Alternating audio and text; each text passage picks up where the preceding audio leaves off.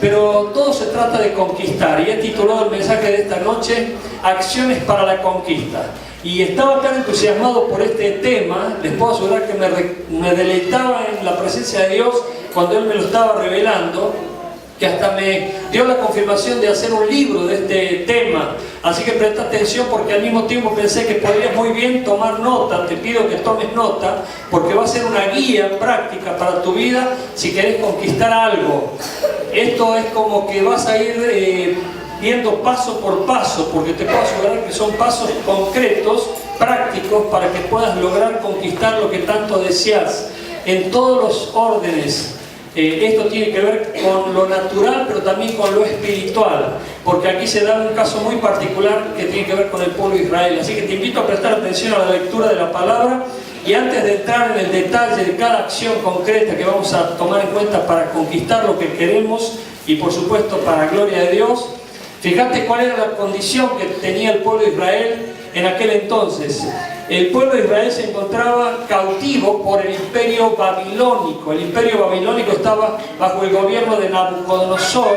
Sin embargo, ese cautiverio se terminó porque llegó un rey, el rey persa, Ciro, y tomó conquistada la ciudad de Babilonia. Y lo primero que hizo fue decretar que todos los israelitas que estaban cautivos en esa tierra pudiesen ser vueltos nuevamente a su tierra natal o a su tierra prometida. Y así es como Dios va a obrar en nosotros por medio de esta palabra. Los que hoy se encuentran en situaciones que no son cómodas, como cautivos, como insatisfechos, amargados, o sintiéndose como que están en una condición que no tendrían que estar, Dios va a dar una palabra a tu corazón hoy que va a hacer que puedas volver a cumplir el propósito de Dios y puedas estar entrando en una nueva etapa, una nueva dimensión.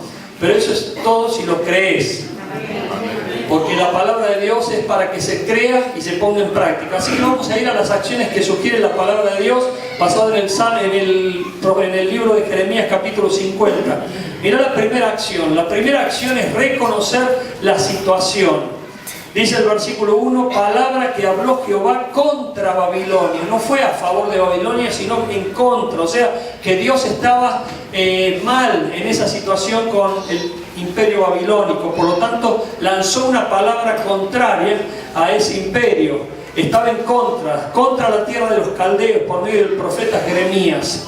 Acá ya hay una pauta muy importante. Hay personas que están en situaciones malas, malignas, de maldición, situaciones que no son realmente dignas y sufren muchas cosas y no se dan cuenta que están en una tierra bajo maldición, están en una situación que tiene que ver con la maldición, y la palabra de Dios es para sacarte de esa situación, es para que tomes conciencia del lugar en donde te encontrás. Hay personas que viven una vida entera sin darse cuenta de por qué suceden las cosas y se preguntan, ¿por qué me pasa esto? ¿Por qué me pasa lo otro? Y no se dan cuenta que están en un medio en el cual no es agradable a Dios. Aquí vino la palabra de Dios al profeta Jeremías, y el profeta Jeremías dijo en contra de Babilonia, porque era Dios mismo proclamándose.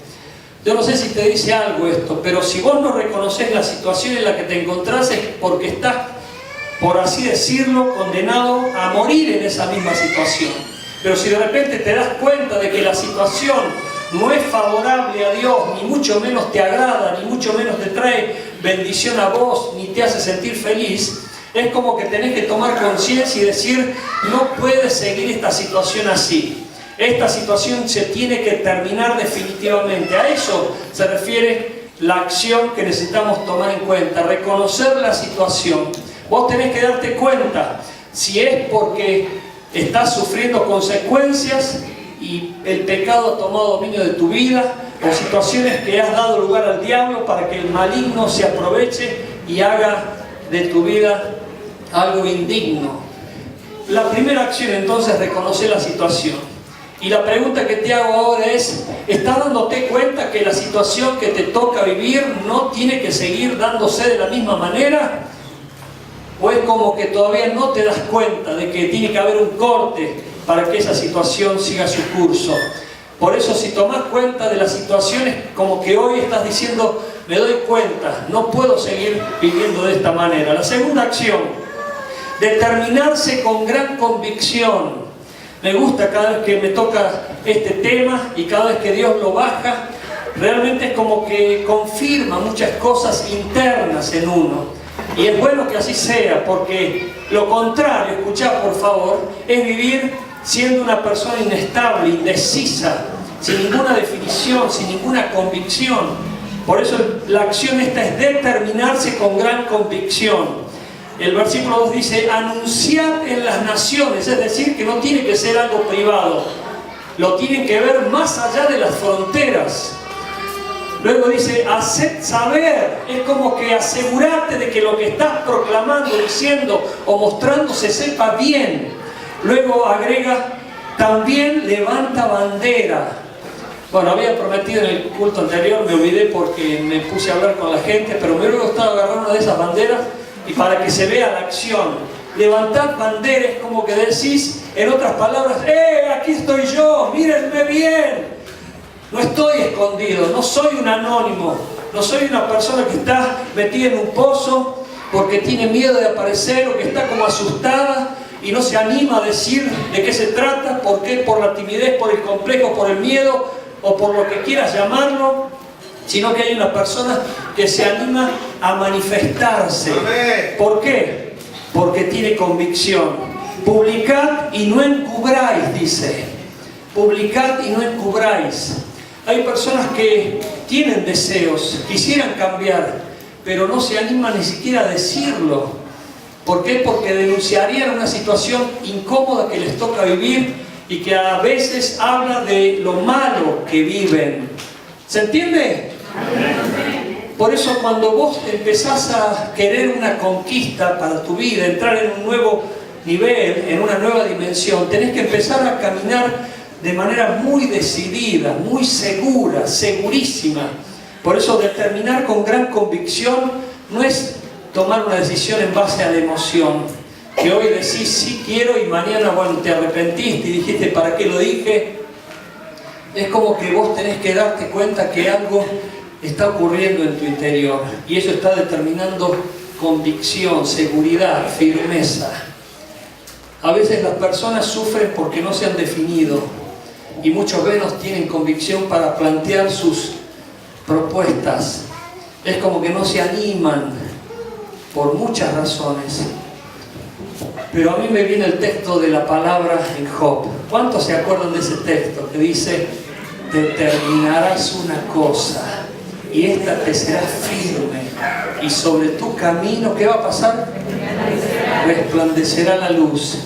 ¿Sabes lo que yo me imagino? Es que yo tomé la decisión convencido, segurísimo, absolutamente seguro de lo que quiero y empecé a caminar.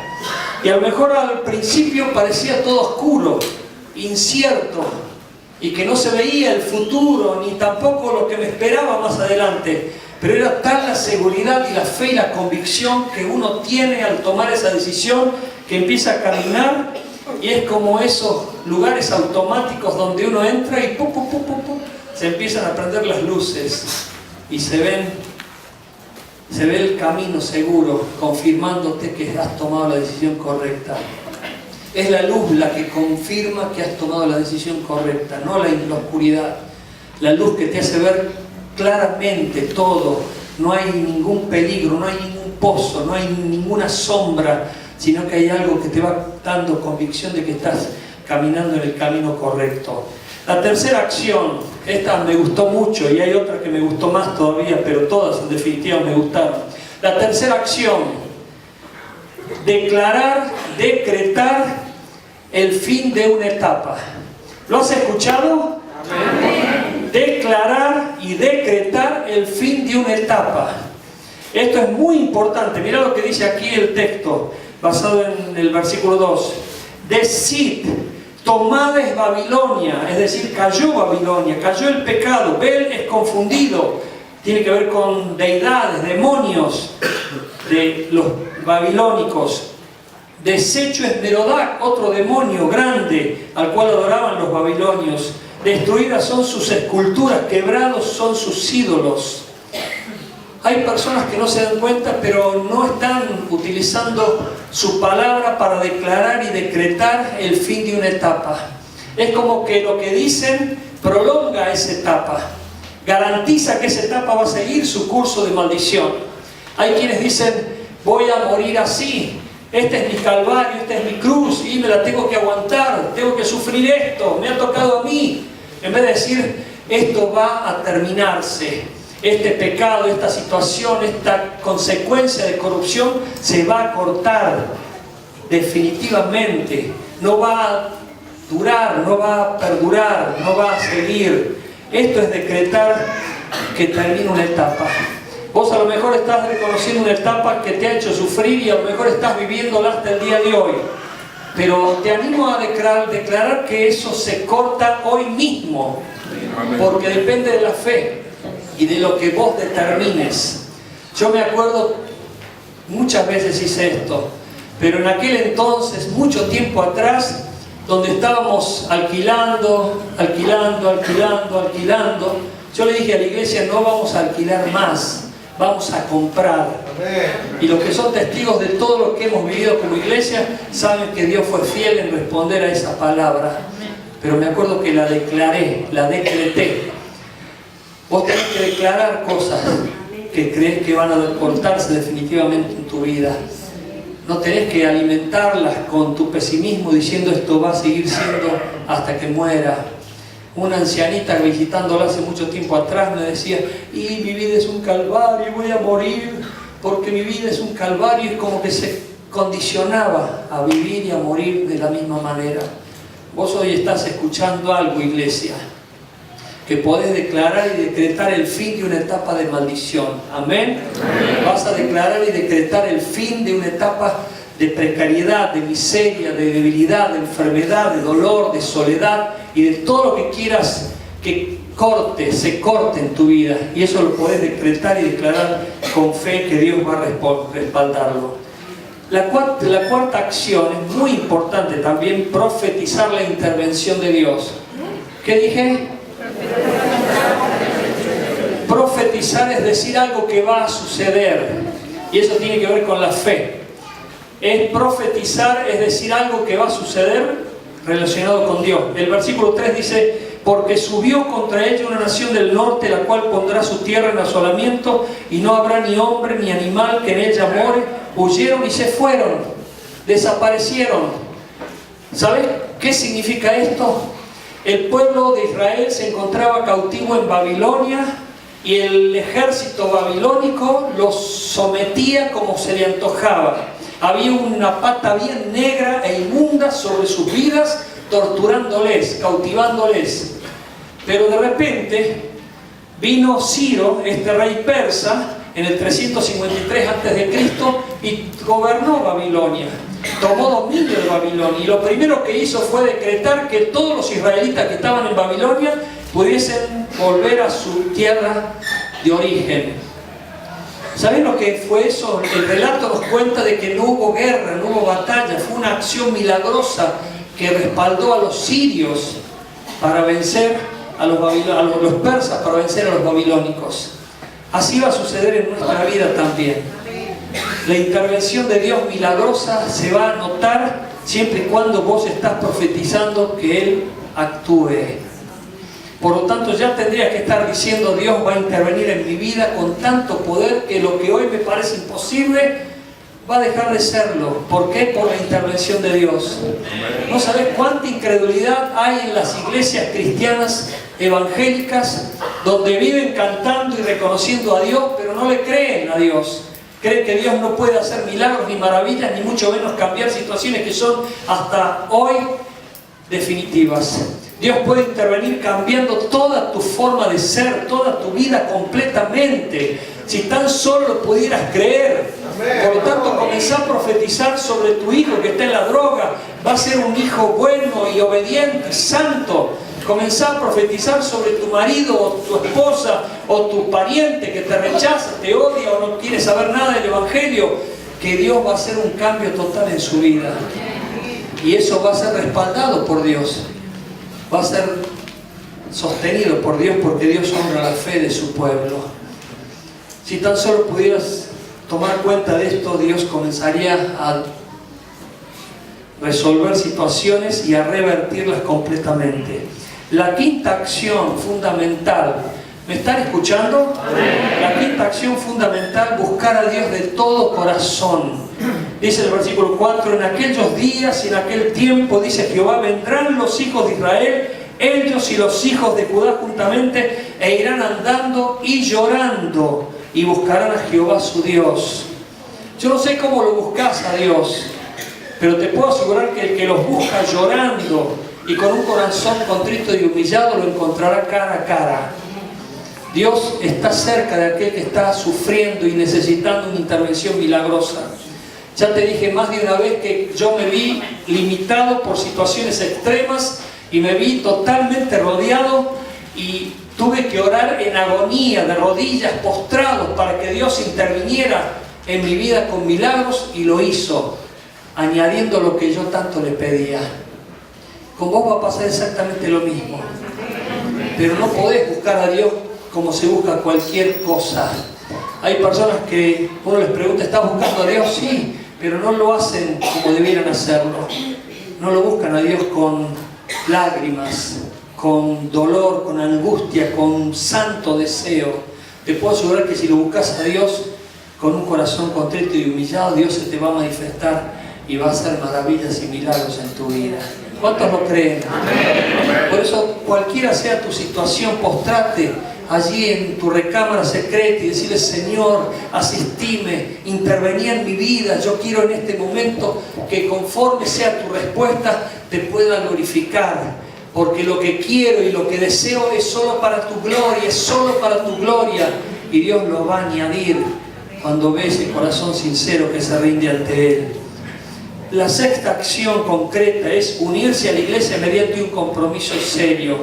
¿Qué acabo de leer? Es muy importante. Mirá lo que dice el versículo 5. Preguntarán por el camino de Sión. Sión, Jacob, Israel, Jerusalén, en el Antiguo Testamento es sinónimo de iglesia. Por lo tanto, preguntarán por el camino de una iglesia o de la iglesia. ¿Hacia dónde volverán sus rostros? Diciendo, venid y juntémonos a Jehová con pacto eterno que jamás se ponga en olvido. En otras palabras es, vamos a estar juntos como iglesia, pero vamos a estar en serio.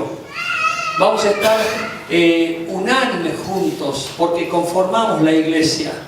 Algunos no tienen ni idea, algunas personas no tienen ni idea de lo que significa la iglesia. Yo les conté en algunas reuniones anteriores que estaba pastoreando en San Telmo, y yo le pregunté a una ancianita, y por supuesto era una ancianita que estaba viniendo a la iglesia, y le tuve que explicar. Y le dije, ¿usted por qué viene a la iglesia? Me dice, pero yo no voy a quedar sola en mi casa, me aburro. Era porque venía a la iglesia porque se entretenía en la iglesia. Y le dije, ¿sabe que la iglesia tiene este propósito? Y principalmente el propósito de celebrar la presencia de Dios. Porque donde el pueblo celebra su presencia, la Biblia dice que Dios se mueve en la alabanza de su pueblo. ¿Saben cómo me deleito al pensar en que Dios se está moviendo en medio nuestro? Y de repente ve a alguien que no canta, ve a alguien que está triste, ve a alguien que está aburrido, ve a alguien que está obligado, y indudablemente Dios está ministrando en el ambiente. Pero la iglesia somos nosotros, y tomamos un compromiso de estar juntos como pueblo de Cristo. No venimos a la iglesia o a estar con los hermanos de la iglesia porque me traen, me obligan, o porque si no vengo siento culpa. Venimos porque hay un propósito santo de estar juntos, unánimes en Cristo, como su pueblo. Yo les cuento a veces, y ustedes lo saben bien, las gárgolas que están alrededor de la basílica. Lo hemos explicado muchas veces, pero hay gente nueva, así que permítanme hacerlo de nuevo. Las gárgolas que están alrededor de la basílica son demonios, seres grotescos que están allí, ¿vieron? Son adornos arquitectónicos, pero tienen un específico símbolo espiritual. ¿Saben lo que significa? Que si vos salís de la iglesia, pero en este caso nosotros no entendemos que la iglesia sea un edificio físico. La iglesia somos nosotros. Este lugar físico no te va a proteger, Lo que te protege es la iglesia, el pueblo de Cristo, que está en comunión, en oración, y juntos celebramos la presencia de Dios. Pero el símbolo tiene que ver con que si vos te vas de la iglesia, es como que estás expuesto a demonios y seres grotescos, inmundos, que van a querer destruir tu vida. Espiritualmente eso es cierto. Espiritualmente así se da. La Biblia nos enseña que los que no estén bajo la cobertura de la iglesia están expuestos a seres inmundos y malignos que van a querer hacer de ellos presa y destruir y matar y robar también. Por eso vos tenés que orar por aquellos que no vienen a la iglesia o por los que no están en la iglesia, para que Dios los guarde, los bendiga, los cubra, los ayude, y tu oración seguramente va a ser de mucha bendición y va a cumplir ese cometido. Pero también fíjate lo que la iglesia nos ubica. En el versículo aquí 6 dice: ovejas perdidas fueron mi pueblo, sus pastores las hicieron errar, por los montes las descarriaron, anduvieron de monte en collado y se olvidaron de sus rediles. Ovejas perdidas, errantes, descarriadas, ovejas que estaban boyando sin sentido, sin rumbo, sin propósito. El hecho de estar en la iglesia nos ubica. Formamos parte del pueblo de Cristo, somos el pueblo de Dios, amén. Pero también la iglesia da cobertura. El versículo 7 dice: todos los que los hallaban los devoraban, y decían sus enemigos: no pecaremos, porque ellos pecaron contra Jehová, morada de justicia, contra Jehová, esperanza de sus padres. La iglesia da cobertura. ¿Qué pasó con Jonás, que quiso escaparse de la cobertura de la iglesia, por así decirlo? Cayó presa de situaciones deprimentes y lo terminaron tirando al mar. Eso es un símbolo, una figura de lo que le pasa a una persona que se aleja de Dios y de la iglesia. Está expuesto a demonios, a situaciones que van a afectar su vida y hasta pueden llegar a destruirla. Pero Dios, mediante el compromiso que establecemos como pueblo serio, santo y absolutamente firme, Dios bendice. Fíjense la octava acción ahora, y es muy importante. Una tras otra van siendo importantísimas. Tener orden. Dice el versículo 14: poneos en orden contra Babilonia, alrededor todos los que empezáis arco, tirad contra ella, no escatiméis las saetas, porque pecó contra Jehová.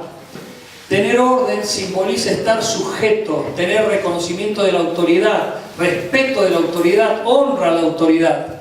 Pero vivimos en un mundo desordenado, vivimos en sociedades absolutamente desordenadas. ¿Por qué? Casas que están desordenadas absolutamente. ¿Por qué? Porque no hay autoridad.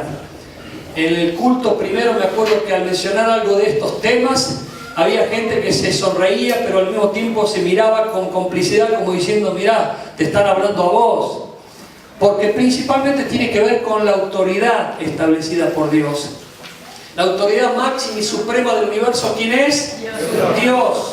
Está en primer lugar, pero Dios dice en su palabra que puso como autoridad en la casa al hombre. Y de repente el hombre a veces no asume esa autoridad. Y en algunos casos la asume equivocadamente y se convierte en un ser autoritario y hasta cruel y maligno, como diciendo: en casa mando yo.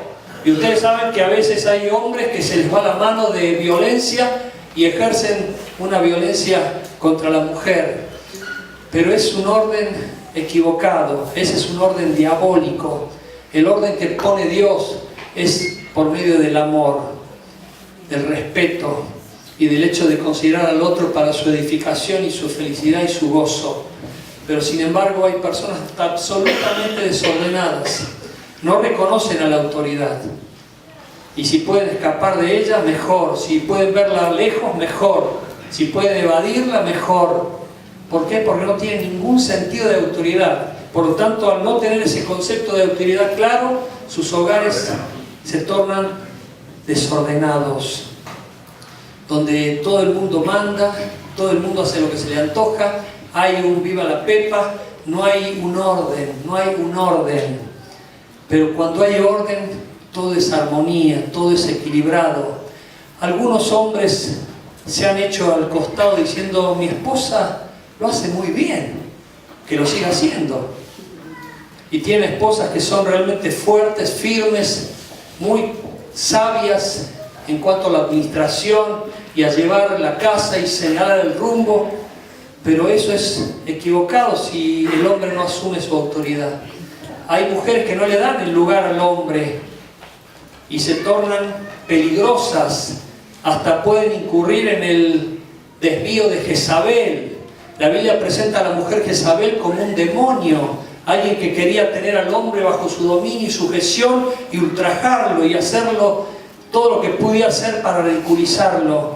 Pero cuando la mujer reconoce esta posición, tiene que realzar al hombre y ayudarlo al hombre para que tenga una buena autoestima y para que vaya asumiendo su rol de autoridad, de gobierno, de líder, de sacerdote y de quien está señalando el rumbo para su familia.